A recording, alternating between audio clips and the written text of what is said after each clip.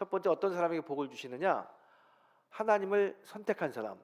여호수아처럼 나와 내 집은 오직 여호와만을 섬기겠노라 라고 하나님을 선택한 사람에게 하나님 복을 주신다고 그랬어요.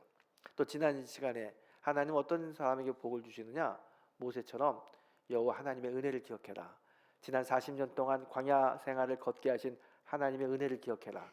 이렇게 늘 하나님의 은혜를 기억하고 감사를 고백하는 사람에게 하나님 복을 주신다고 말씀하셨습니다. 오늘은 또 다른 각도에서 하나님이 복을 주는 사람에 대한 이야기를 함께 오늘 본문을 통해서 함께 은혜를 좀 나눠보겠습니다. 오늘 본문은 우리가 잘 알고 있는 본문입니다. 하나님이 아브라함에게 나타나셔서 아브라함아, 너는 본토 내 아비 집을 떠나서 내가 지시하는 곳으로 가라 라고 말씀합니다. 이 말씀을 들은 아브라함이 아멘하고 순종하고 먼 길을 떠나가는 내용이 오늘 본문이고요. 그때 그의 나이 75세였다 라고 본문은 이야기하고 있습니다. 75세의 노인이 하나님이 말씀하신 낯선 곳으로 떠나는 내용이 오늘 본문의 이야기입니다. 저는 본문을 읽으면서 아브라함이 하나님께서 낯선 곳으로 가라고 했는데 한 번도 가보지 않은 곳을 갔는데 이게 참 쉽진 않았겠다 그런 생각을 해봅니다. 여러분 한번 생각해 보세요. 우리가 다 주님을 믿고 하나님을 섬기는 하나님의 백성들인데 어느 날 우리가 열심히 기도하고 있는데 갑자기 성령이 강하게 이야기하는 거예요. 야, 너희들 내일 아니면 이번 주 안으로 짐 다 싸가지고 저 모잠비크로 떠나라. 그곳이 내가 너에게 지시한 땅이다. 그렇게 이야기해 보세요. 모잠비크가 어디 있는 나라예요? 알지도 못해요. 아프리카 저기 있는 나라인데 한 번도 가보지도 않았고 알지도 못한 나라입니다. 그런데 하나님은 그곳으로 가라는 거예요. 여러분 오늘 하나님이 그렇게 말씀하시면 다음 주에 모잠비크로 떠날 수 있겠습니까? 못 떠날 거예요. 저는 아무리 생각해도 못 떠날 것 같아요. 모잠비크가 어디에 있는지도 모르고 어떤 말을 하는지도 모르고 어떤 삶을 사는지도 모르고 더군다나 아는 사람은 아무도 없는데 어떻게 그곳에 가서 살 수 있겠습니까? 못 가죠. 못 갑니다. 저뿐만 아니고 아마 여기 있는 우리 모두가 다 아마 그런 말씀을 하나님으로부터 들으면 못 갈 거예요. 자, 그런데 오늘 아브라함은 하나님으로부터 낯선 곳, 한 번도 가보지 못하고 알지도 못하는 곳에 가라는 거예요. 그 말씀을 듣습니다. 아니 도대체 하나님은 정상적인 사람이라면 도저히 할 수 없는 것, 도저히 아멘 할 수 없는 그 내용을 말씀하시고 아멘 하라고 그러고 낯선 곳으로 가라고 말씀하셔요. 도대체 왜 하나님은 할 수 없는 일을 우리에게 맡기시고 그렇게 말씀대로 따라가라고 이야기하실까? 도대체 하나님은 어떤 마음이길래 아브라함에게 도저히 받아들일 수 없는 이 이야기를 하면서 낯선 곳으로 가라고 하실까? 오늘 이 하나님의 마음을 좀 알았으면 좋겠어요. 왜 아브라함에게 낯선 곳으로 떠나라고 하시는지 그 하나님의 마음을 알 수 있는 그런 시간이 되기를 바랍니다.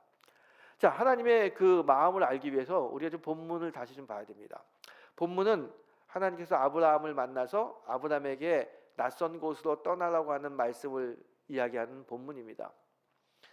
그때 당시 아브라함은 갈대와 우르라고 하는 곳에 살고 있습니다. 메소포타미아 문명 중에서 갈대 우르는 가장 문명이 발달하고 가장 살기 좋은 곳입니다.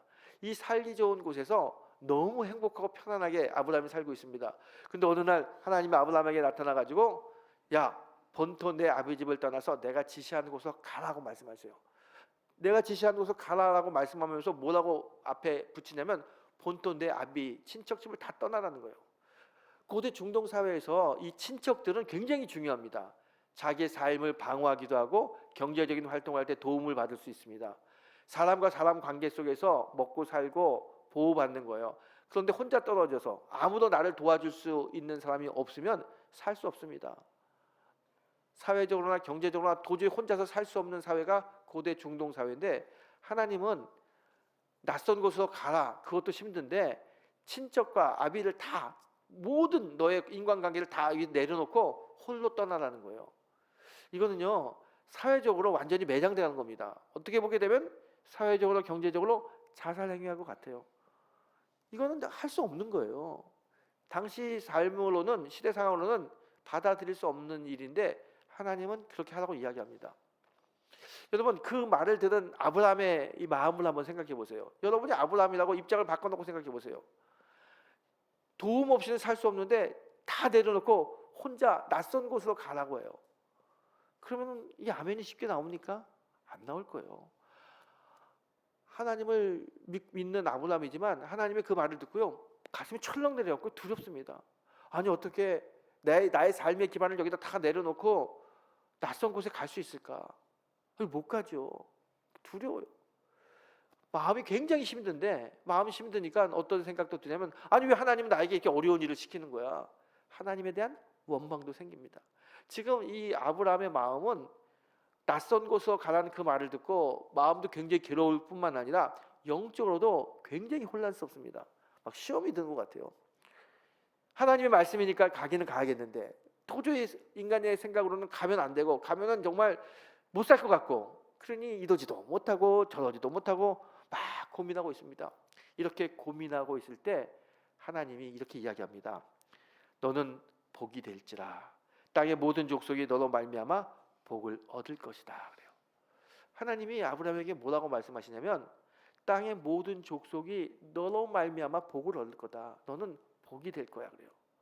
오늘 방황하고 영적으로 힘들어하는 아브라함에게 하나님은 왜 하나님이 아브라함을 낯선 곳으로 가라고 하는지 그 이유를 분명히 이야기합니다. 하나님의 마음, 하나님의 뜻이 어디 있습니까? 아브라함을 축복된 장소, 복을 주시기 위해서 가라고 하는 게 아니에요. 아브라함을 통해서 이 땅의 모든 사람에게 복을 주시고 싶어서 아브라함을 복의 통로로 쓰려고 하나님은 아브라함에게 낯선 곳, 내가 지시하는 곳으로 가라라고 말씀하는 겁니다. 오늘 하나님께서 아브라함을 보낸 뜻이 여기 있어요. 아브라함 혼자만 생각하는 것이 아니라 모든 족속에게 복을 주고 싶어 하시는 하나님의 마음이 여기에 담겨 있습니다. 하나님은 아브라함을 축복의 통로로 쓰시는 거예요. 축복의 통로로 쓰겠다고 하는데 그래도 여전히 아브라함은 불안해져, 두렵죠, 주저해요. 그 주저하는 아브라함에게 계속해서 하나님은 약속하십니다. 아브라함, 내가 너로 큰 민족을 이루고 내게 복을 주어 내 이름을 창대하게 하리니 너는 복이 될지라. 그래요. 아브라함에게 약속합니다. 어떤 약속합니까? 내가 너로 큰 민족을 이루겠다는 약속합니다. 당시 아브라함은 자식이 없어요. 75세의 노인이었기 때문에 자식을 낳을 수도 없어요. 그런 아브라함에게 큰 민족을 이루게 해주시겠다는 거예요. 이건 인간의 눈으로 보게 되면 불가능한 일입니다. 될 수가 없어요. 그런데 하나님은 이야기합니다. 전능한 하나님이 그렇게 해주겠다는 거예요. 아브라함이 그 약속을 받습니다. 자식도 없고 아무것도 없지만 하나님이 나의 후손을 큰 민족을 이루게 하겠다는 약속을 하나님으로부터 받습니다. 하나님 약속해 주세요. 뿐만 아니라 내 이름을 창대하게 해주겠다 약속하십니다. 아브라함은 다시 중동의 유목민이었어요. 아무도 알아주지 못합니다. 그런데 그 아브라함의 이름을 가장 존귀한 이름으로 모든 사람들이 아브라함 아브라함 하고 칭송받는 이름으로 만들어 주시겠다고 약속하십니다. 뿐만 아니라 3절에 이렇게 이야기합니다. 너를 축복하는 자에게 내가 복을 주고 너를 저주하는 자에게 내가 저주할 거다. 이게 무슨 말이에요? 아브라함이 사람을 만날 때 아브라함에게 잘해주는 사람에게 하나님 축복하고요, 아브라함을 힘들게 하는 사람에게 하나님 저주하겠다는 거예요. 하나님이 아브라함 편이 돼서 어디를 가든지 아브라함과 함께 아브라함을 보호해주고 아브라함과 함께 임마누엘 하겠다는 약속을 주시는 거예요. 낯선 곳, 내가 지시하는 곳으로 가라라고 이야기했을 때 본토 아비집을 떠나서 가야 되는 아브라함, 불안해하고 떨리는, 무서워하는 아브라함에게 하나님은 여러 가지 약속합니다. 민족을 이루게 해주겠다. 내 이름을 창대하게 해주겠다. 네가 어디를 가든지 내가 너와 함께 하겠다. 이렇게 약속을 해주십니다. 이 약속을 들은 아브라함이 하나님의 약속을 믿음으로 받죠. 그리고 그래, 내가 어디로 가야 될지 모르고 그 땅이 어떻게 펼쳐질지 내 삶이 어떻게 바뀔지 모르지만 하나님 말씀이니까, 그리고 하나님이 나에게 약속하셨으니까 복의 근원이 되게 하시고 어디를 가든지 함께 하시고 이름을 창대케 하시고 자손을 번성하게 해준다는 약속했으니까 이 약속을 붙들고 내가 가야지. 그리고 아멘하고 순종하며 일어섭니다. 하나님의 말씀에 순종하는 이 아브라함. 그래서 아브라함은 가족들을 다 내려놓고 하나님께서 약속하신 그 땅으로 떠납니다. 여러분, 오늘 이 아브라함의 행동을 보면서 굉장히 영적인 사실을 하나 알게 됩니다. 믿음이 뭐냐? 믿음은 순종이라는 거예요. 여러분, 순종은 믿음의 표현입니다. 우리가 다양하게 믿음이 어떤 거냐 설명하지만 오늘 본문을 통해서 성경이 우리에게 확실히 말씀하시는 믿음의 정의는 믿음은 순종이라는 거예요. 여러분, 아브라함이 진짜 처음 보는 낯선 그곳에 가려고 했을 때 막 두렵잖아요. 하지만 그가 하나님의 약속을 믿고 일어서고 떠납니다. 그 약속을 믿고 떠나는 그 모습을 보면서 히브리서 기자는 또 다른 본문, 우리 히브리서 11장 8절에서 이렇게 이야기합니다. 믿음으로 아브라함은 부르심을 받을 때 순종하여 장래의 유업으로 받을 땅에 나갔다 그래요. 아브라함이 이렇게 일어나서 장래 유업으로 받을 그 땅을 간 그 모습을 히브리 기자는 뭐라고 이야기하냐면 믿음이라는 거, 믿음. 그래서 오늘 이 아브라함의 행동을 통해서 우리가 영적인 사실을 하나 알게 되는데, 그것은 뭐냐면 순종이 믿음이라는 거예요. 순종이 믿음이고 믿음은 순종이다 그래요. 여러분, 오늘 아브라함을 보세요. 아브라함은 내가 지시한 곳으로 가라라고 했을 때 그 땅 알지도 못했고요. 그 땅이 어떤 곳인지 상상할 수도 없었어요. 그 땅에서 어떤 일이 일어날지 알지도 못했습니다. 그 땅을 보고 간 게 아닙니다. 그 두려운 땅, 알지 못하는 땅을 보게 되면 갈 수가 없어요. 아브라함은 그 하나님이 말씀하신 가나안이라고 하는 그 땅을 보고 간 것이 아니라 말씀하시는 하나님, 그 하나님을 보고 간 거예요. 아브라함의 순종은 결과를 보고 간 순종이 아니라 하나님을 보고 간 믿음의 표현이 바로 순종으로 나타나는 겁니다. 그래서 믿음은 순종이라고 얘기할 때 어떤 순종이냐? 하나님을 바라보고 가는 것, 그게 바로 오늘 순종의 믿음이고 아브라함이 우리에게 보여주시는 믿음의 모습이라는 겁니다. 여러분, 순종은 믿음의 표현입니다. 순종은 하나님께서 가장 인간들에게 원하시는 삶의 모습이 순종입니다. 우리는 순종에 대해서 많은 이야기를 들었습니다. 많은 설교를 들었습니다. 하지만 우리가 순종 참 어렵습니다. 왜 순종하기가 어려운가요? 다른 게 아니에요. 자꾸 하나님의 말씀이 올 때, 어떤 것을 결정해야 될 때 신앙적으로 말씀으로 결정하지 못하는 이유는 우리가 머릿속으로 계산하기 때문에 그래요. 여러 가지 계산합니다. 계산하면 도저히 이게 나한테는 손해가 될 것 같아요. 계산하면 나한테 이익이 될 것 같지 않아요? 그러면 주저하는 거예요. 여러분, 순종은 절대로 계산하면 순종하기 어렵습니다. 순종은 그냥 받아들이는 거예요. 여러분, 우리는 순종해야 되는 그 순간에 이렇게 기도하죠. 하나님, 도대체 제가 왜 그걸 해야 되는지 이해가 되지 않습니다. 제가 이해가 되면 순종하겠습니다.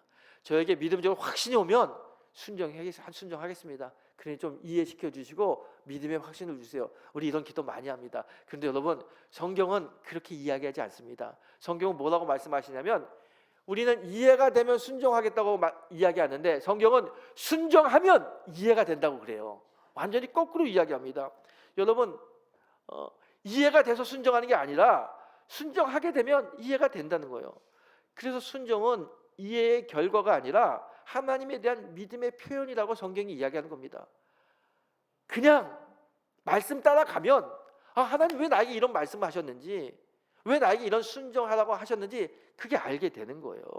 오늘 아브라함 도저히 이해가 되지 않았습니다. 왜 갑자기 갈대우로 이 메소포타미아 문명에서 잘 살고 있는데 하나님이 나에게 낯선 곳으로 가라고 하셨을까? 이해되지 않아요. 그가 머리를 계산했다면 도저히 그곳에 갈 수 없습니다. 아무도 알지 못하는, 또 친척이 없는 그곳에 어떻게 가서 내가 살 수 있습니까? 살 수 없어요. 그런데 아브라함은 그런 계산하지 않았어요. 그냥 하나님 말씀이니까 이해되지 못하지만 아멘하고 순종했습니다. 그래서 가나안에 갔는데 가나안에 가서 하나님이 왜 나를 이곳에 보내셨는지 그게 이제 이해가 되기 시작하는 거예요. 가나안에 살면서 그는 어떤 하나님의 약속이 그에게 한 약속이 성취되는 것을 보게 됩니다. 아들을 얻어요. 이삭을 통해서 그의 많은 후손들이 큰 민족을 이루는 것을 보게 됩니다. 하나님의 약속이 이루어지죠. 또한 그의 이름이 창대케 됩니다.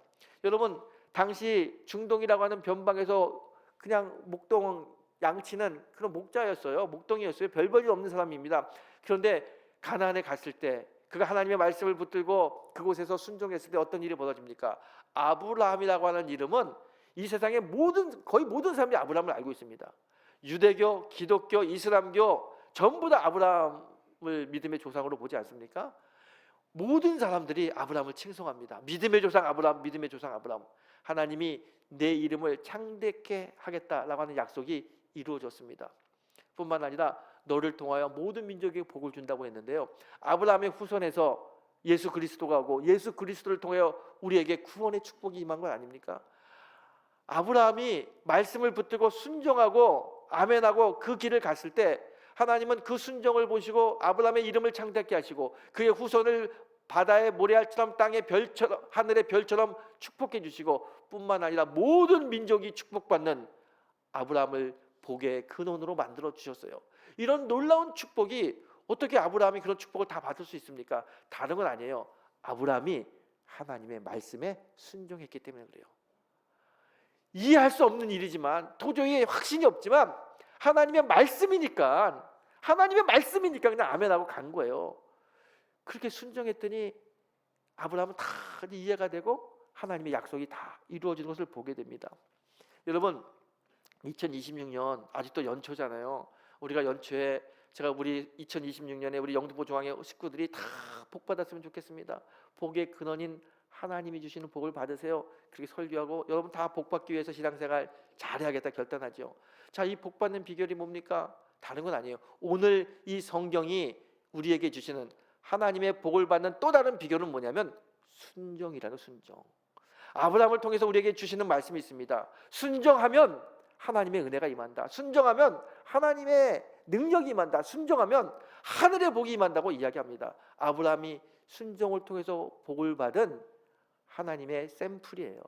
오늘 아브라함을 통해서 2026년 그래 우리도 말씀에 순종하고 말씀 붙들고 말씀이 이끄는 삶을 통해서 아브라함이 받았던 하나님의 약속의 축복을 받는 그런 한 해가 되야겠다라고 결단하는 그런 귀한 성도가 되시기를 이 아침 주의 이름으로 축원합니다. 근데 여러분 참 순종 얘기 많이 들었지만 순종 참 어렵습니다. 그렇죠? 저도 순종에 대한 설교를 많이 하지만 순종이 참 쉽지 않아요. 순종 쉽지 않지만 이곳에 하나님의 축복의 길이 있습니다. 강원도 주문진에 가게 되면요, 주문진 옆에 영진 항구라고 하는 조그만 항구가 있어요. 참 예쁜 항구입니다. 그리고 거기 앞에 백사장도 있고요. 그래서 경치가 너무 좋으니까 카페가 쫙 차려 있어요. 그래서 많은 분들이 이제 영진항 커피 마시러 많이 가는데 그 영진항에 유명한 횟집이 하나 있는데 영진 횟집이라고 있습니다. 이 영진 횟집은 2013년부터 2025년까지 계속해서 브루리본에 선정될 정도로 아주 핫하고요, 아주 소문난 집입니다. 지금도 뭐 인터넷 치게 되면은 아주 맛집으로 올라오죠. 이 영진 횟집을 가게 되면요, 입구 딱 들어가면 옆에 그 건물에 크게 글씨가 하나 써 있어요. 뭐라고 써 있냐면 주일은 쉽니다. 딱 써 있어요. 횟집인데 주일날 쉬어요. 그 집 사장님 이름이 오근택이라고 하는 분입니다. 이분은요 지금 주문진 감리교회 장로님이세요.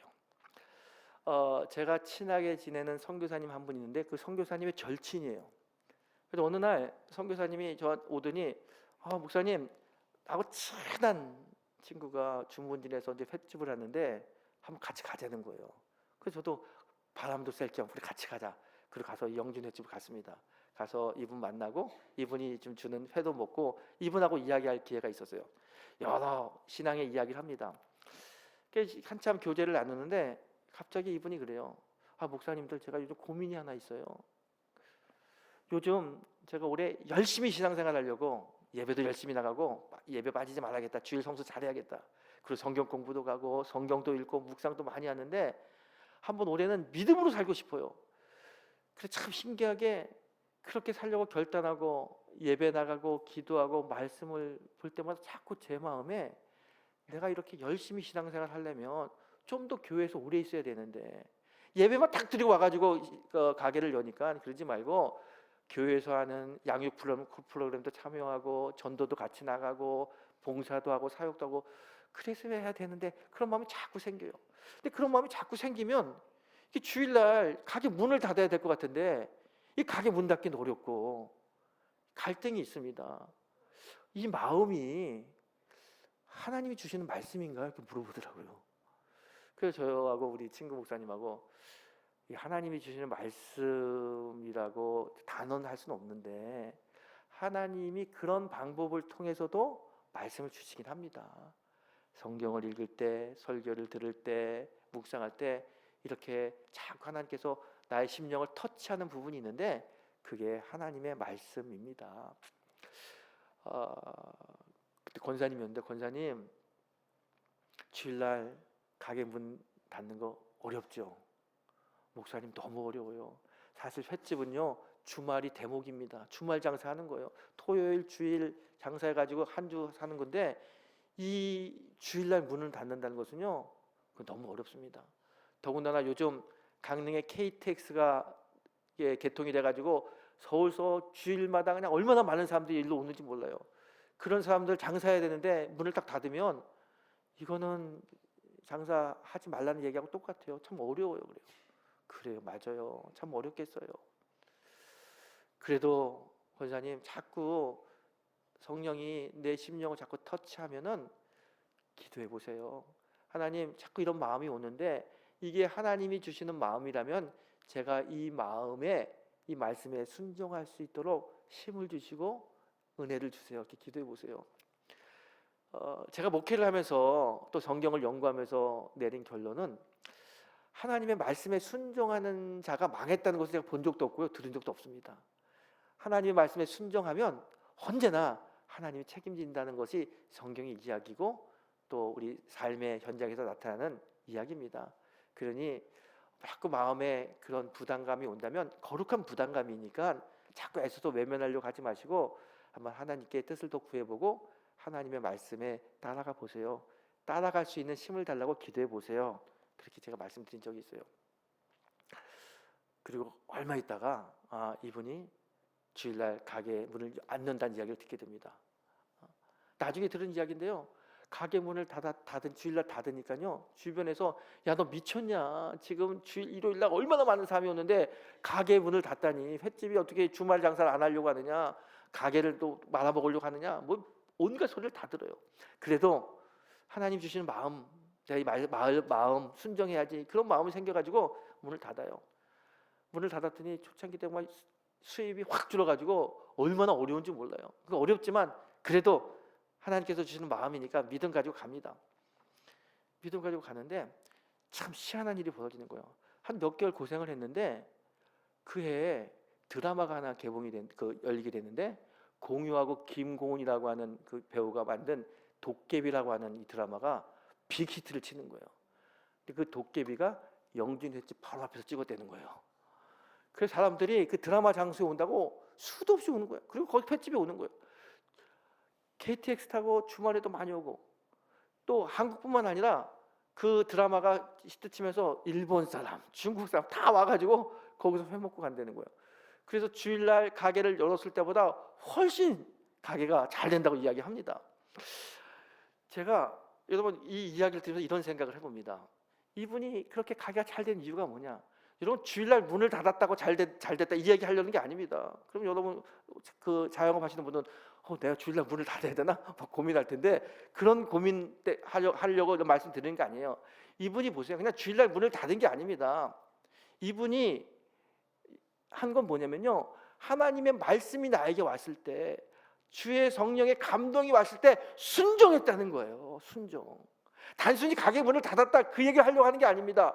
말씀이 임하고 감동이 왔을 때 아멘하고 순종했다는 거예요. 순종했더니, 말씀을 따라갔더니 하나님이 놀랍게 역사하셨다는 거예요.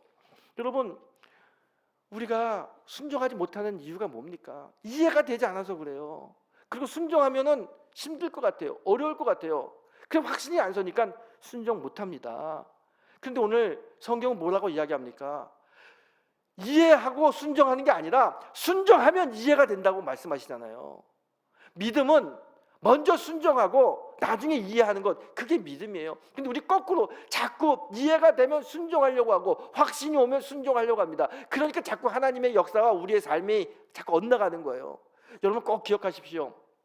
순종은 이해에 대해서 하는 게 아니에요. 이해의 결과가 순종이 아닙니다. 순종은 믿음으로 하는 거예요. 믿음으로. 여러분 어느 날 베드로에게 주님이 옵니다. 베드로는요 그의 할아버지도 갈릴리 어부, 아버지도 갈릴리 어부, 본인도 갈릴리 어부야. 3대가 갈릴리에서 어부 생활했습니다. 갈릴리 호숫가에 어디에 고기가 많은지, 어느 시간에 그물을 던져야 고기를 잡을 수 있는지 너무 잘 알아요. 경험적으로 또 아버지 할아버지로부터 배워가지고 다 압니다. 그런데 어느 날 밤새도록 그물을 던졌는데 한 마리도 잡지 못했어요. 그때 주님이 와서 베드로에게 이야기합니다. 깊은 곳에 가서 그물을 던져라. 이 말은요, 베드로가 도저히 받아들일 수 없는 말입니다.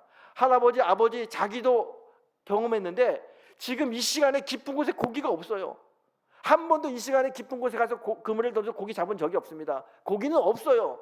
그게 본인이 알고 있는 상식이고 지식이고 경험입니다. 그런데 예수님은 그 시간에 깊은 곳에 가서 그물을 던지래요. 도저히 이해할 수 없어요. 이해할 수 없어요. 그런데 베드로가 어떻게 이야기합니까? 예, 주님, 제가 밤이 맞도록 그물질했지만 고기 한 마리 잡지 못했습니다. 하지만 말씀에 의지하여 제가 깊은 곳에 그물을 내리겠나이다. 순종을 가잖아요.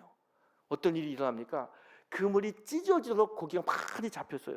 여러분, 베드로는요, 깊은 곳에 그물을 던지라는 그 말씀이 이해가 되고 확신이 와서 순종한 게 아니에요. 먼저 말씀에 의지하고 순종했더니 하나님께서, 예수님께서 그런 놀라운 은혜를 베풀어 주셨어요. 여러분, 순종은 이해의 결과가 아닙니다. 순종은 믿음의 표현이 바로 순종입니다. 여러분, 순종은 하나님을 바라보고 믿음의 표현을 하는 게 순종이라는 거예요. 오늘 아브라함을 보십시오. 잘 살고 있는 아브라함, 갈대 우르를 떠나가지고 내가 지시하는 곳으로 가라. 인간의 상식으로는, 인간의 지식으로는, 이해로는 도저히 갈 수 없습니다. 가면 안 돼요. 안 돼요. 그런데 어떻게 갑니까? 내가 지시하는 그곳으로 가라. 내가 지시하는, 하나님이 지시하는. 이 아브라함은요, 내가 가나안에 가서 어떤 축복을 받을까, 가나안을 바라본 게 아니에요. 가나안을 보면 답이 안 나와요. 가나안을 본 게 아니라 내가 지시하는, 나에게 말씀하시는 하나님을 바라보고 아멘하고 순종하고 간 겁니다. 그래서 히브리 기자는 그 아브라함의 행동을 통하여 믿음으로 아브라함은 순종했다라고 말씀하는 거예요. 믿음은 순종이에요. 믿음으로 순종할 때 하나님의 놀라운 은혜가 우리의 삶 속에 임합니다. 여러분, 2026년 우리가 축복받는 삶을 살기 원해요. 그래서 여호수아처럼 나와 내 집은 여호와를 섬겼다 고백합니다. 모세처럼 항상 뒤를 바라보면서 하나님의 은혜라고 감사를 고백합니다. 그리고 또 어떻게 해야 됩니까? 오늘 아브라함처럼 순종하는 거예요. 순종하면 하나님께서 하늘의 문을 여십니다. 여러분, 오늘 아브라함도 베드로도 이해가 돼서 순종한 게 아니에요. 순종했더니 하나님의 역사가 임했습니다. 2026년 그러면 분명한 답이 있어요. 우리가 어떻게 살아야 되느냐? 순종의 삶을 사는 성도가 되게 축복합니다. 그리고 근데 그것도 어떻게 해야 되느냐? 즉시 순종이 그냥 순종이 아니라 즉시 순종이에요. 이거 한번 따라합시다. 즉시 순종. 즉시 순종하십시오. 우리가 이제 2026년 살면서 말씀도 듣고 예배도 드리고 기도도 해요. 또 찬양도 합니다. 그때 성령이 우리에게 터치합니다. 말씀하세요. 성령께서 이야기하세요. 너 그 사람하고 이제 화해해야지. 말씀하세요. 너 이제 사역해야지. 말씀하세요. 너 올해는 11조 생활 잘해야지. 말씀하세요. 그러면요, 여러분 고민하지 마세요. 내가 이해하고 확신이 오면 하겠습니다. 여러분 그러지 마세요. 믿음은 순종하면 나중에 이해가 돼요. 하나님의 영이, 성령이 나에게 세밀하게 터치하면요, 아멘! 즉시 순종해요. 그리고 따라가는 겁니다. 말씀을 따라가는 겁니다. 주님을 바라보고 가는 거예요. 그러면 아브라함에게 주셨던 약속이 이루어지듯이, 베드로에게 주셨던 약속이 이루어졌듯이 우리에게 주신 하나님의 약속이 이루어질 것입니다. 여러분, 연초에 여러분 다 말씀의 약속 받으셨잖아요. 그거는 뭐 무당이 이렇게 뽑는 게 아니라 하나님 우리에게 주신 약속이에요. 그 약속, 그 말씀이 이루어집니다. 어떻게 이루겠습니까? 말씀에 즉시 순종함으로 그 말씀의 약속이 이루어지는 것입니다. 2026년 순종을 통하여 하나님의 놀라운 복을 받는 믿음의 성도가 되시기를 주님의 이름으로 축원합니다. 기도하겠습니다.